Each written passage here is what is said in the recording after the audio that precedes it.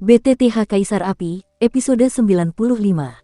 Untuk melihat video selengkapnya, sahabat bisa kunjungi playlist yang telah Sabta Novel sediakan. Yuk mari, kita berimajinasi bersama dan masuk ke alur ceritanya.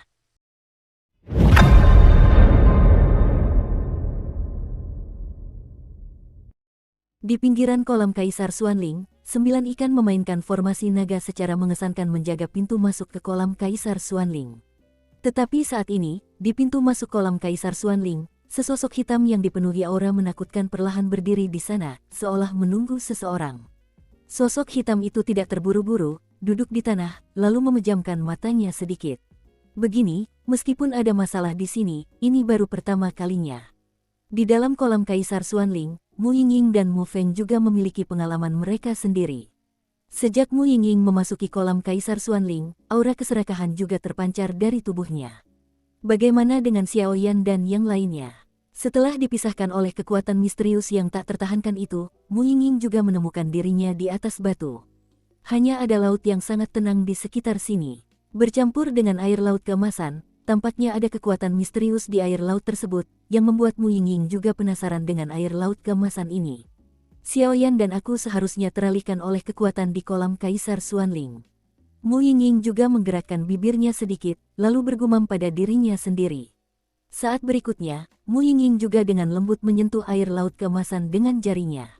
Kekuatan yang sangat istimewa juga menyebar ke seluruh tubuh Mu Yingying.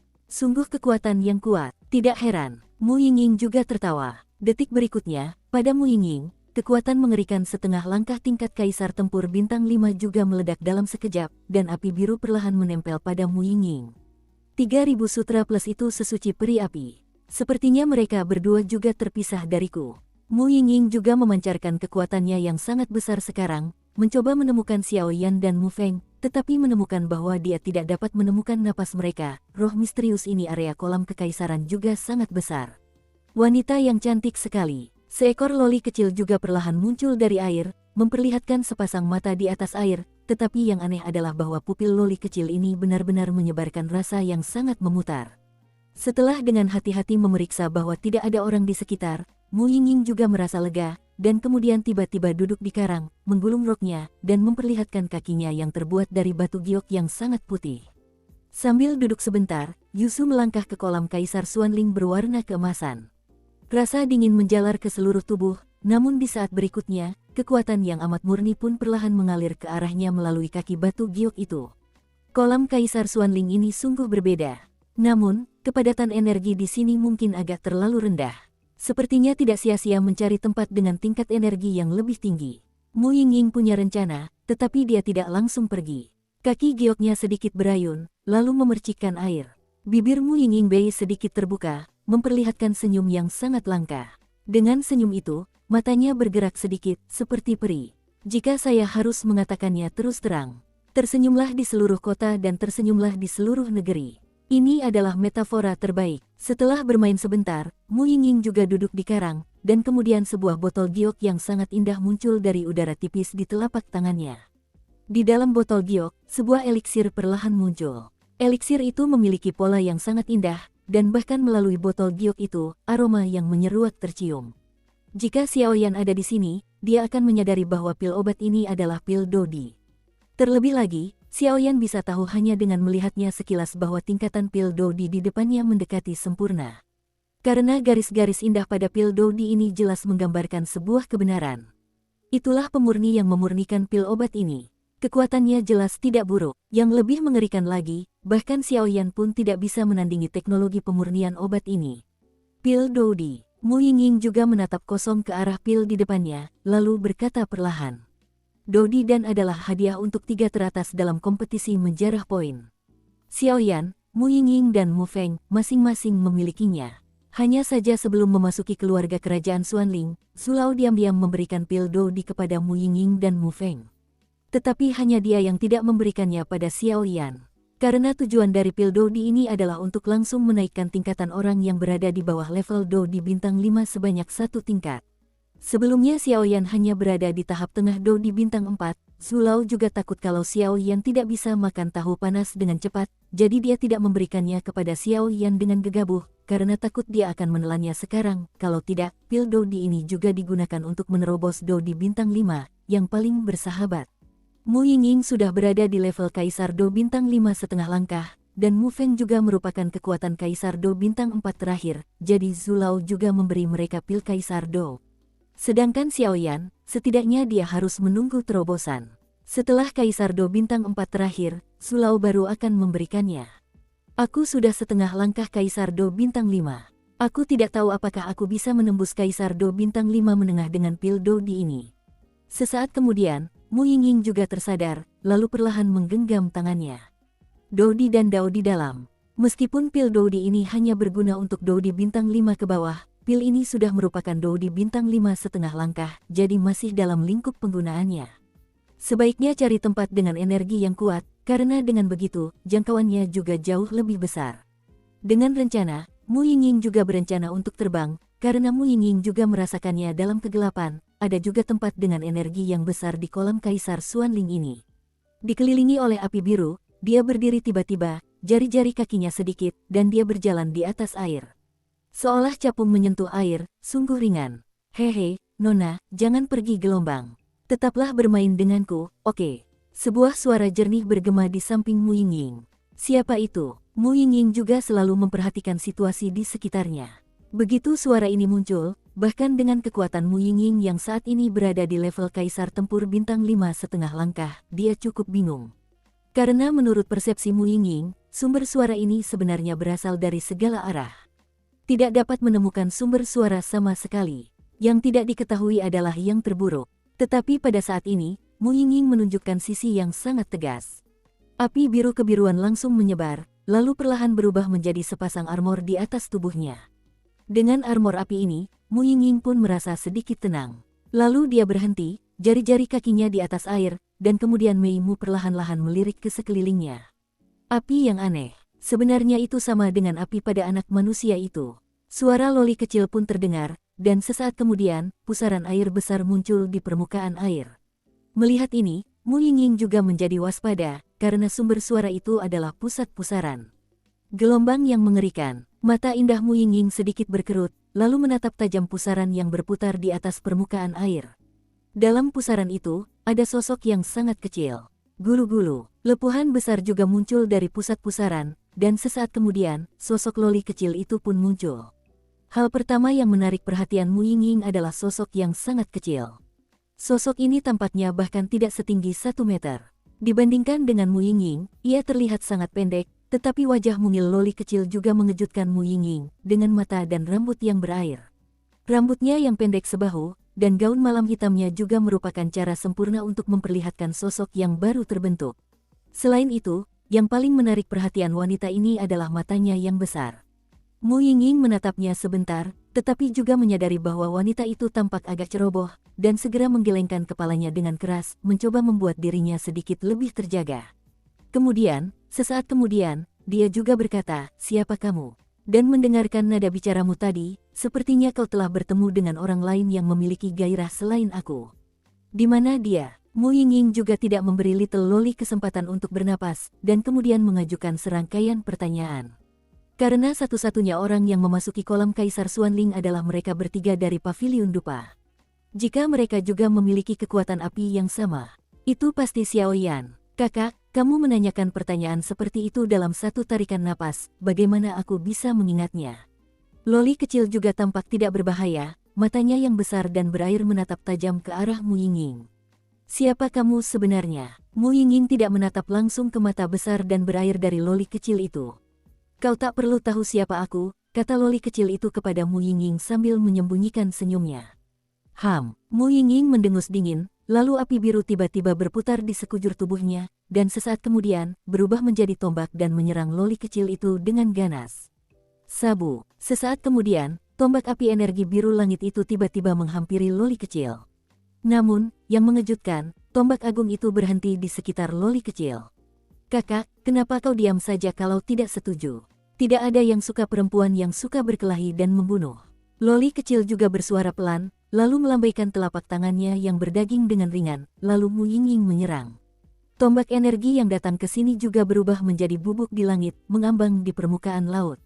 Sial, melihat ini, Mu Yingying tiba-tiba menyadari sesuatu. Karena pukulan yang baru saja dilancarkan loli kecil itu, terlihat sederhana, tetapi sesungguhnya pukulan itu mengandung kekuatan yang amat mengerikan hingga bisa mewujudkannya. Karena Mu Yingying saat ini sudah berada pada level Kaisar Do Bintang 5,5 langkah, bahkan Kaisar Do Bintang 5 biasa pada tahap akhir cukup sulit untuk dihadapi. Bagaimana mungkin ada yang menyangka bahwa wanita yang tampak lemah di hadapannya itu memiliki kekuatan yang begitu mengerikan dalam tubuhnya? Ngomong-ngomong, orang yang memiliki api yang sama denganmu, kakak, dia mungkin mati tanpa penguburan ketika dia memasuki tempat misterius. Loli kecil juga berkata perlahan. Ini misteri. Mu Yingying juga mendengus dingin, tetapi saat ini Mu Yingying tahu bahwa dia bukan lawan dari loli kecil di depannya ini, jadi dia langsung berniat mundur. Kolam Kaisar Xuanling ini sudah lama tak dikunjungi orang secantik ini. Kakak, bisakah kau tinggal bersamaku? Pupil mata loli kecil juga perlahan melambai. Lalu ia menatap Mu Yingying, mengucapkan sepatah kata dalam satu kalimat. Aku tidak akan menemanimu. Mu Yingying juga berkata dengan lembut, dan saat berikutnya, kecepatannya tiba-tiba meroket, mencoba melarikan diri dari loli kecil ini. Aku telah berada di kolam Kaisar Xuanling ini selama 1000 tahun, dan tak ada satupun tempat di sini yang bisa lolos dari pengamatanku, jadi lebih baik menyerah. Detik berikutnya, sosok loli kecil juga membungkuk dan menghilang di atas air. Ketika Mu Yingying mendengar kata-kata itu, dia tidak merasa patah semangat sama sekali, tetapi terus mempercepat lajunya dan melarikan diri dari tempat di mana loli kecil ini berada. Setelah kecepatan Mu Yingying meningkat, ia terus berjalan selama beberapa menit, meninggalkan jarak puluhan kilometer, lalu jari-jari kakinya sedikit menyentuh permukaan air, terengah-engah. Kakak, suara renyah juga langsung terdengar di telinga Mu Yingying. Kemudian Mu Yingying juga melihat ini. Permukaan air di depannya berputar, dan pusat putarannya adalah loli kecil itu. Sialan, kali ini, Mu Yingying juga menyadari keseriusan masalah ini, dan tiba-tiba matanya yang indah sedikit tenggelam, lalu dia menatap Little Loli dengan saksama. Kakak, kenapa kamu tidak bisa lari? Karena, akulah penyihir di kolam kekaisaran Xuanling ini. Setelah loli kecil itu selesai berbicara, senyum aneh muncul di sudut mulutnya, dan sesaat kemudian, ada gelombang mengerikan di pupil matanya. Di tubuh penyihir itu, mata besar yang berair itu, karena alasan yang tidak diketahui, benar-benar berputar-putar. Saat berikutnya, Mu Yingying juga menjadi lesu dan tidak terkendali. Weh, kakak, sekarang kita bisa bersama selamanya. Penyihir itu juga tertawa aneh beberapa kali, lalu berjalan menuju tempat Mu Yingying berada. Apa yang baru saja dilakukan penyihir itu adalah salah satu teknik mantranya. Teknik mantra ini memiliki tingkat keberhasilan yang tinggi bagi mereka yang kekuatannya lebih rendah darinya, sehingga Mu Yingying tidak memiliki pertahanan, jadi dia pun tertangkap.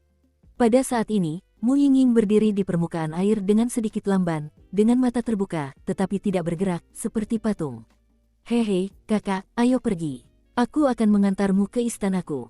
Kita akan bersama selamanya. Penyihir itu juga dekat dengan Mu Yingying, hanya untuk menyadari bahwa wanita itu memancarkan aura yang sangat suci, secantik peri yang tidak makan kembang api. Setelah melakukan semua ini, sang penyihir juga mengangkat telapak tangannya yang gemuk dan baru saja ingin memegang Mu Yingying, tetapi suara mengerikan bergema di tempat ini. Pindahkan dia, mati. Di atas permukaan air, ruang juga terdistorsi, dan kemudian gelombang panas yang sangat besar dipancarkan dari ruang yang terdistorsi itu. Kekuatan apinya terlihat anehnya hitam, tetapi kerusakan yang ditimbulkan pada penyihir itu tidak rendah sama sekali. Sabu, detik berikutnya, di ruang yang terdistorsi itu, api hitam dengan aura penghancur juga muncul dari udara tipis, lalu menghantam tubuh penyihir itu dengan ganas. Kekuatan api suci. Pada saat ini, wajah penyihir itu juga menunjukkan kesungguhan yang langka. Karena serangan api hitam tadi, telah memblokir semua rute pelarian di sekitarnya.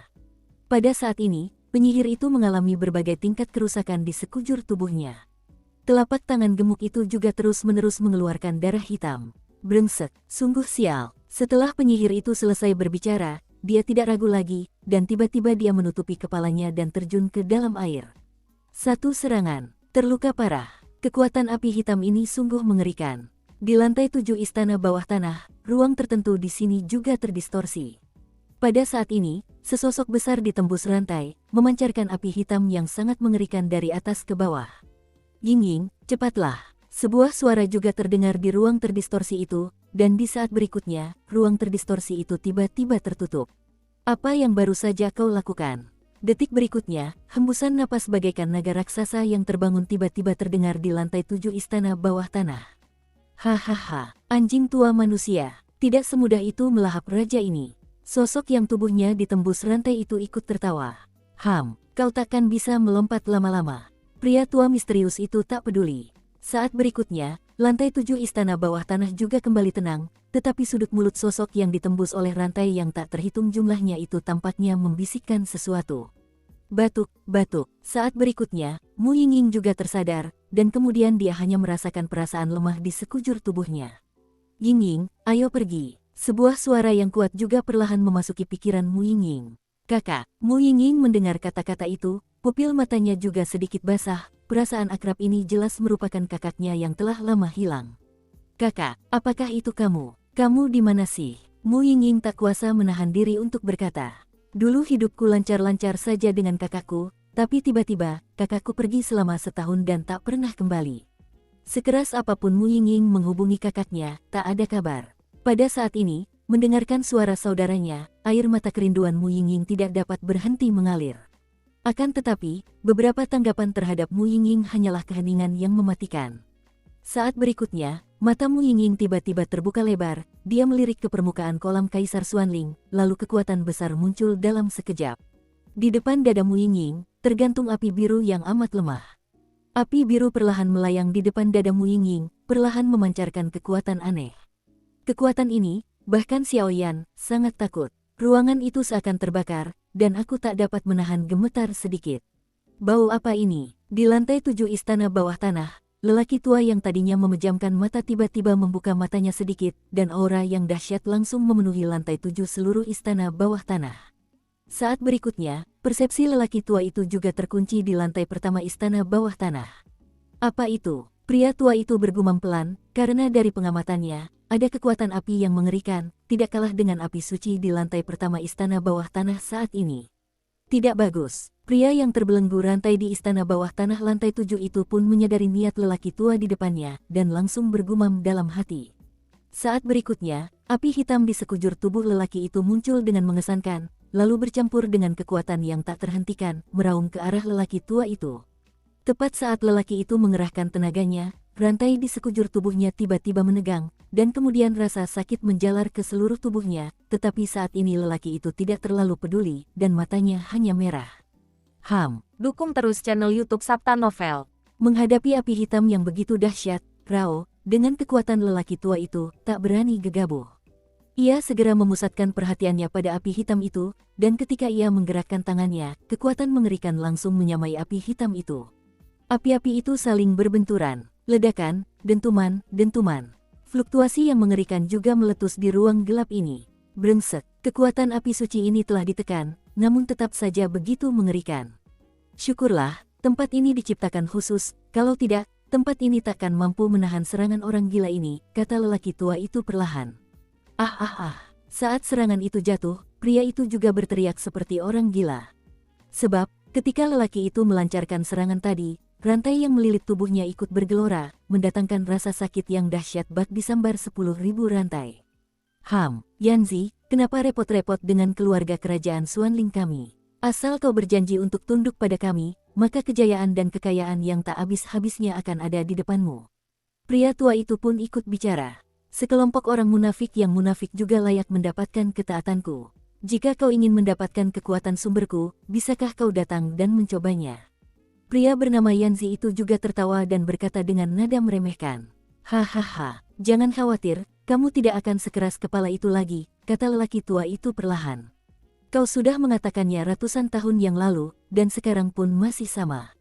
Yanzi mendengus dingin. Mendengar hal itu, lelaki tua itu tidak menghiraukan panas yang menyengat, menutup matanya, dan meneruskan latihannya. Kenapa kau tidak bisa merasakannya? Di atas permukaan kolam Kaisar Xuanling, Mu Yingying juga berkata dengan tak percaya.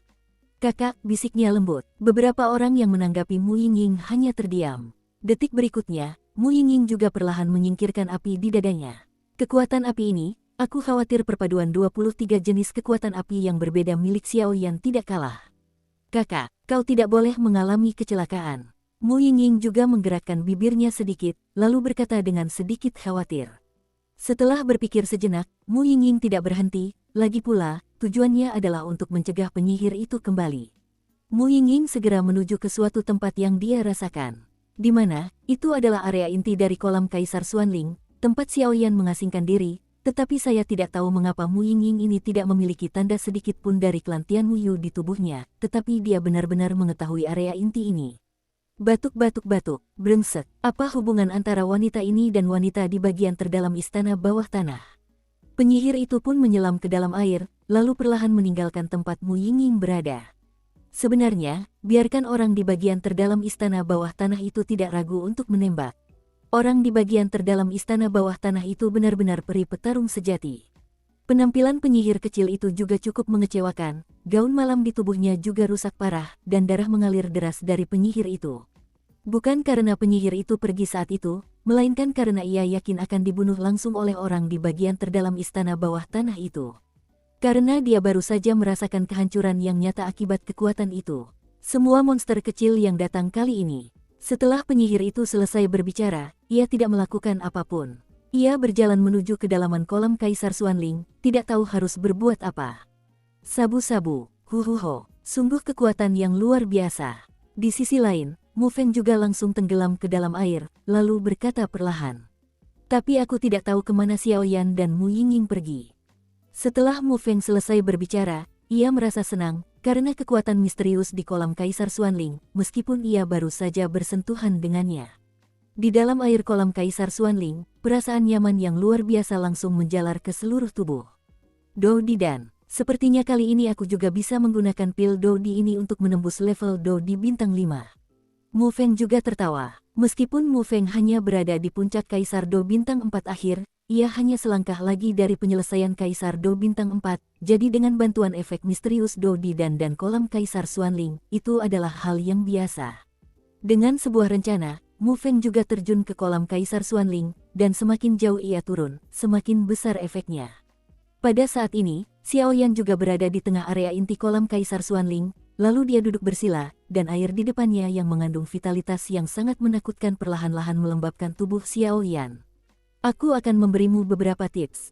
Melihat ini, Long Yi juga tersenyum diam-diam. Sesaat kemudian, Xiaoyan dilempar ke kolam oleh Long Yi. Kolam ini muncul saat Xiaoyan mengambil batu asal kehidupan, namun meski luasnya kecil dan hanya bisa diserap sampai leher Xiaoyan, kekuatan mengerikan yang terkandung di dalamnya juga perlahan-lahan menyehatkan Xiaoyan. Adapun Mu Yingying, dia juga datang ke pinggiran pulau terpencil tempat Xiaoyan berada, dan menemukan bahwa dia tidak bisa memasuki pulau terpencil itu apapun yang terjadi, jadi dia langsung menyerah, dan kemudian langsung berkeliling pulau terpencil itu, menanggalkan pakaiannya, dan kemudian perlahan-lahan berjalan ke laut, berendam di dalam air, hanya dahinya yang terlihat. Tubuh seputih giok juga muncul di kolam Kaisar Xuanling. Saat ini, mereka bertiga juga menikmati manfaat dari kolam Kaisar Xuanling ini. Di dalam keluarga kerajaan Xuanling, terdapat sebuah gerbang yang agak gelap, dan beberapa sosok perlahan muncul. Di antara mereka, ada satu orang, yaitu orang yang bertanggung jawab atas Solomon yang berpartisipasi dalam persidangan Sekte Super. Solomon, dalam 3 hari Xuanzan ini, adalah sekte yang cukup rendah hati, karena sangat sedikit hal yang keluar, dan para pengikut Solomon juga sangat rendah hati. Namun, meskipun demikian, ia tak mampu menahan gengsi Sulaiman ini. Lagi pula, mungkin saja berada di dalam 9 sekte super di Santian Xuantian dengan sekte sebanyak bintang-bintang. Tak seorang pun bisa dipercaya tanpa latar belakang apapun. Beberapa orang perlahan memasuki ruangan, dan Wenzi juga dengan hati-hati memeriksa untuk melihat apakah ada orang yang mencurigakan, dan dengan lembut menutup pintu ruangan bersama Anda. Tepat saat Wenzi menutup pintu ruangan, fluktuasi spasial kecil juga diam-diam masuk, dan kemudian dia berdiri diam di sudut ruangan tertentu. Bagaimana kabarnya? Wenzi juga bertanya. Di dalam ruangan itu, cahaya redup juga bersinar perlahan, dan kemudian sebuah suara keluar darinya. Menurut penyelidikan kami, klan Medusa tidak mengetahui dari mana klan yang memiliki darah ular piton menelan 9 warna itu berasal. Sejak kedatangan klan ini, 9 suku utama yang awalnya saling berhadapan dalam klan Medusa semuanya telah menyerah pada kekuasaannya, tetapi hanya 3 suku yang menolak untuk mematuhi kekuasaannya, tetapi darah ular piton menelan 9 warna tidak berdaya. Kekuatannya terlalu kuat, dan juga memiliki kekuatan yang mengerikan untuk menekan para bidah dalam keluarga, sehingga ketiga suku itu juga ditekan. Master Sekte ke-12 Solomon juga berbicara perlahan. Oh, bagaimana dengan kekuatan ular piton penelan langit 9 warna? Wen Yi juga menjawab perlahan. Jelas, meskipun ia membantu Raja Xuanling dengan satu tangan, Raja Xuanling juga menyembunyikan sesuatu darinya. Kekuatan ular piton menelan 9 warna itu biasa-biasa saja. Saya khawatir kekuatannya sekarang setara dengan Kaisar Petarung Bintang 5. Tetapi, Master Sekte ke-12 Solomon juga tampak ragu-ragu.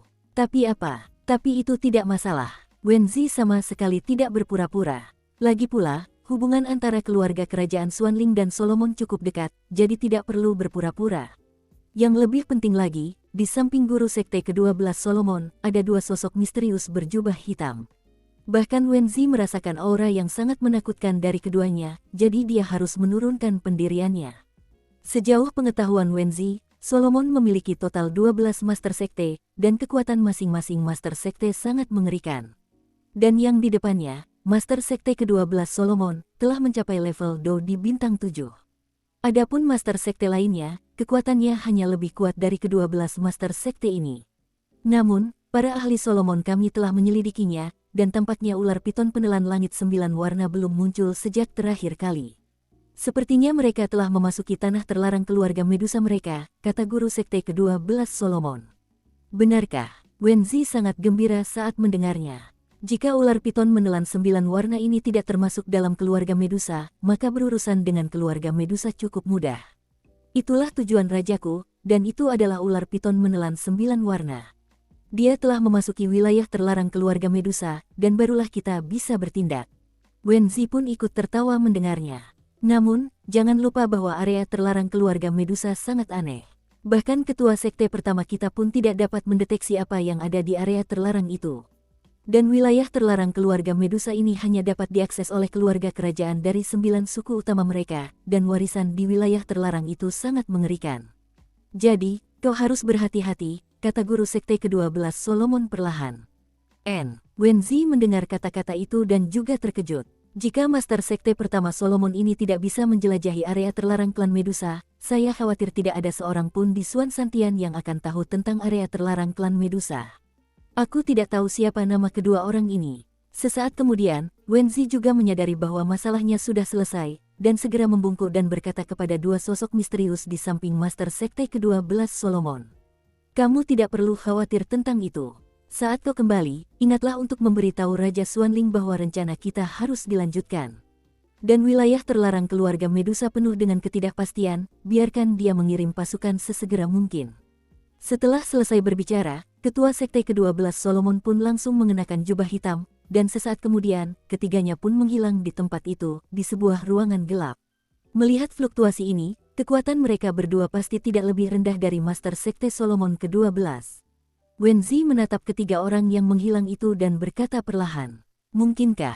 Saat berikutnya, Wen Zi juga teringat sesuatu, dan dia juga memiliki beberapa pemikiran di dalam hatinya ketika dia bergabung dengan beberapa orang dari lembah dupa terbakar. Saat berikutnya, Wen Zi juga perlahan meninggalkan ruangan gelap, dan kemudian berjalan menuju keluarga kerajaan Xuanling. Pada saat ini, di ruangan gelap, ruang sedikit terpelintir, dan suatu kekuatan juga menghilang dari udara tipis.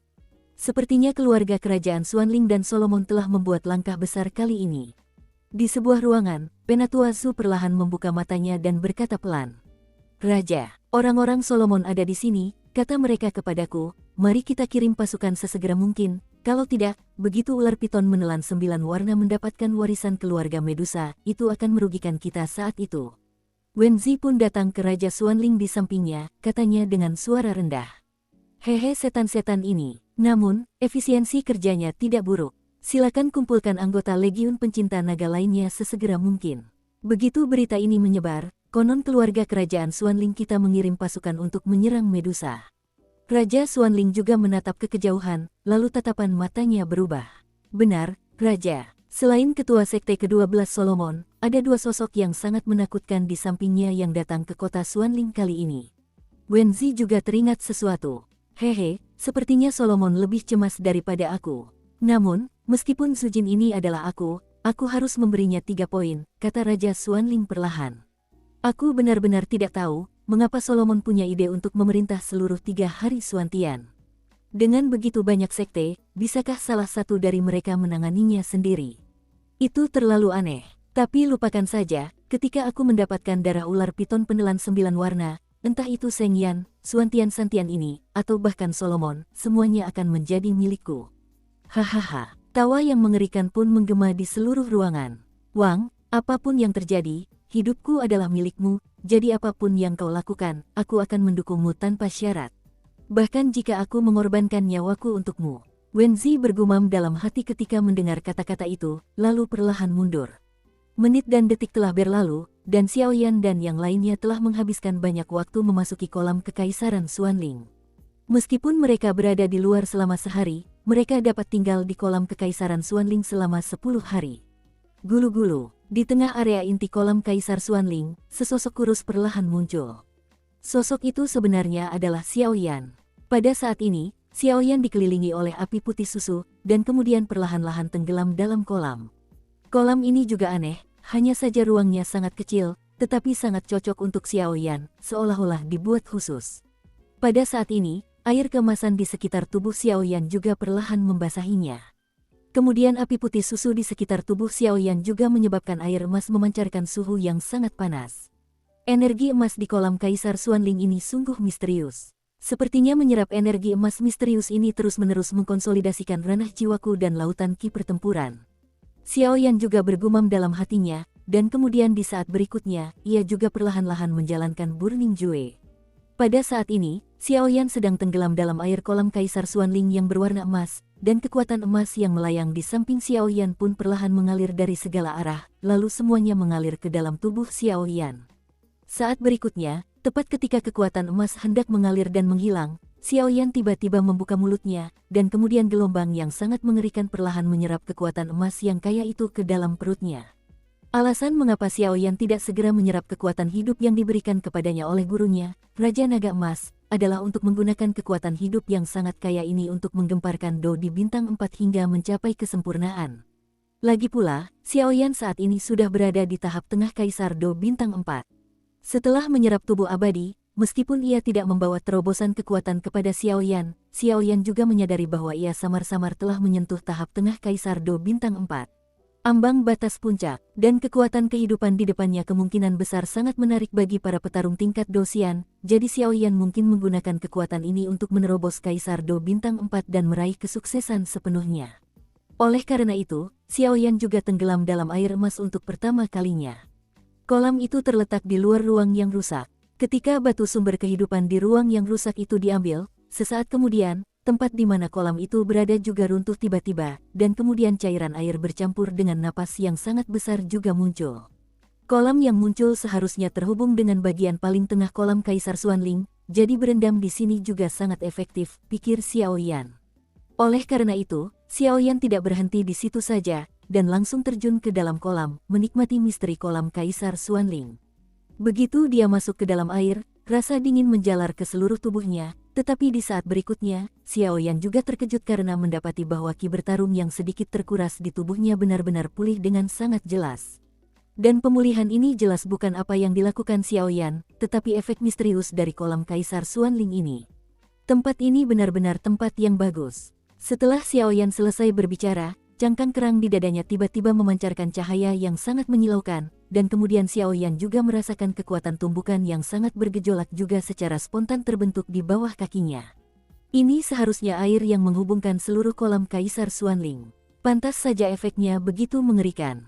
Xiaoyan juga bergumam, dan sekarang ia bisa merendamnya dengan percaya diri.